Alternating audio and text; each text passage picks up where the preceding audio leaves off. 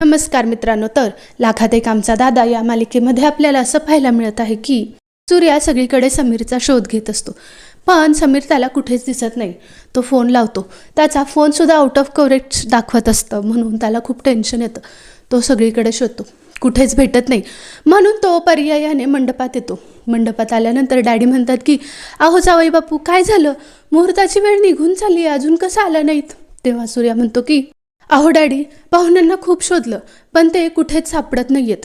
तेव्हा डॅडी म्हणतात की अहो असं कसं शक्य आहे, इथंच कुठंतरी असेल. सूर्या म्हणतो की नाही, मी सगळीकडे शोधलं तर ते नाहीत भेटले. डॅडी मोक्याचा फायदा घेऊन म्हणतात की कसं या घराचं नशीब, ह्या घराचा ना पळून जायचा इतिहासच आहे. ह्यांची आई पळून गेली, सूर्याने पळून जाऊन लग्न केलं, आता तेजूचा नवरा लग्नातून पळून गेला. सूर्या म्हणतो की डॅडी काय बोलताय तुम्ही? डॅडी म्हणतात की हो, तुमच्या नशिबाचेच भोग येते, पळून जाणं काय असतं हे आम्हाला चांगलंच माहिती आहे, असं डॅडी सूर्याला सांगत असतात. सगळे जे वराड आलेलं असतं ते उभं राहून हा सगळा तमाशा बघत असतात. डॅडी म्हणतात की पाहुणं काय पण करा, शोधून काढा, आम्ही तुम्हाला मदत करू, चला रे गाड्या काढा, शोधून काढा, असं म्हणून ते सगळ्यांना शोधायला लावतात. सूर्यासुद्धा डॅडींना लगेच शोधूया म्हणून मागे लागतो. इकडे लगेच छत्री आपल्या तात्यांना बाजूला घेऊन जातो. तात्या म्हणतात की अरे माझ्या तेजूचं कसं होणार, कुठे गेला नवरा? त्यांना खूप काळजी वाटायला लागते. छत्री त्यांना जबरदस्तीने दारू पाजतो, ते ओव्हरलोड होतात. तुळजा आपली पिंडीची पूजा करत बसलेली असते, तिला मात्र कशाचीच काहीच खबर नसते. तिच्या मते तर लग्न ठरलेलंच आहे. असं म्हटल्यानंतर सगळं होतं. खूप वेळ झाला, कोणीच येत नाही. शेवटी छत्री एक चिठ्ठी घेऊन येतो. चिठ्ठी घेऊन आल्यानंतर तो म्हणतो की अहो ह्या नवरदेवाच्या घरात ही चिठ्ठी भेटली आहे.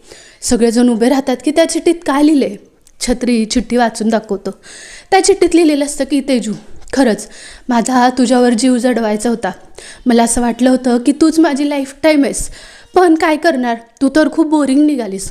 मी एवढ्या मोठ्या कंपनीत काम करतो, एवढ्या मोठ्या पदावर आहे, पण जेवढी तू दिसायला सुंदर आहेस मला वाटलं तेवढीच इंटरेस्टिंगसुद्धा असशील, पण तू खरंच खूपच बोरिंग आहे. मी याचा खूप विचार केला, पण मला आता माझा मार्ग कळाला. मला या लग्नातून पळून जाण्याशिवाय काहीच मार्ग नाही आहे. सॉरी तेजू, मला माफ कर, मी जातोय, असं त्या चिठ्ठीत लिहिलेलं असतं. ती चिठ्ठी वाचून झाल्यावर तेजूला खूप मोठा धक्का बसतो. ती तिथे चक्कर येऊन पडते. सगळ्या बहिणी तिला साथ द्यायला पळतात. सूर्या तेजूकडे पळतो, तेजू उठ उठ उठ करून. तात्यांना सुद्धा हा प्रकार कळतो. तात्या खूप नशेत असतात. ते म्हणतात की काय झालं माझ्या मुलीसोबत, म्हणून ते मंडपात पळतात.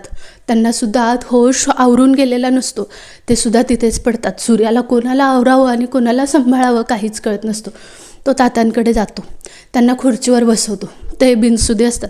तेजूलासुद्धा शुद्ध काही केले येत नाही. बहिणी शुद्धीत आणण्याचा खूप प्रयत्न करतात, पण काहीच हाती लागत नाही. इकडे आपण शोधायला जातो म्हणून जातो. तो आपल्या आई पळून गेलेल्या झाडाच्या ठिकाणी जाऊन पोहोचतो. तो सगळा दोष त्या झाडाला त्याच्या आईला देत असतो की झालं ना तुझ्या मनासारखं, गेलीस ना पळून, तू गेलीस आणि आमच्या मागे साडेसाती लागली, सगळं पळून गेलं. माझ्या तेजूचं मी किती स्वप्न बघितलं होतं, किती मोठं लग्न करेन, माझ्या बहिणीचं लग्न होऊ दिलं नाहीस.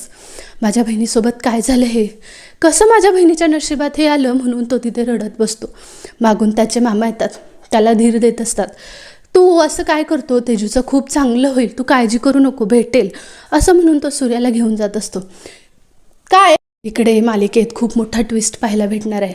या मालिकेत आता सूर्याच्या आईची एंट्री दिसत आहे. सूर्याची आई जेलमध्ये असते. तिला जेलमधले जे जेलर असतात ते जेवणासाठी विचारतात. ती आपली रडत बसलेली असते. तिच्याजवळ सूर्याच्या लहानपणीचा फोटो असतो, त्याच्याकडे ती बघत असते. हा आता खूप मोठा मालिकेत येणारा ट्विस्ट आहे, तो आपल्याला पाहायला खरंच खूप इंटरेस्टिंग राहणार आहे. मामा गोड बोलून सूर्याला मंडपात नेतात. मंडपात गेल्यानंतर आता काय करायचं, खूप मोठा प्रश्न पडतो. तेव्हा डॅडी म्हणतात की लवकर काहीतरी केलं पाहिजे. गुरुजी उठून सांगतात की या मुलीच्या आयुष्यातला हा शेवटचा लग्नाचा मुहूर्त आहे, यापुढे या मुलीचं लग्न होणं अशक्य आहे, त्यामुळे काहीही करून आज या मुलीचं लग्न झालंच पाहिजे. हे ऐकून सूर्याला अजून टेन्शन येतं की आता काय करणार. सगळेजण लग्न मोडलं म्हणून वऱ्हाड माघारी जातं. डॅडी म्हणतात की लवकर सूर्या काहीतरी निर्णय घे, हे वऱ्हाड माघारी जाईल, तेजूचं लग्न पुन्हा होणार नाही, त्यामुळे आपल्याला याच मंडपात कुठला तरी मुलगा शोधून लग्न लावायला पाहिजे. सूर्या म्हणतो की आपण असं काय करणार.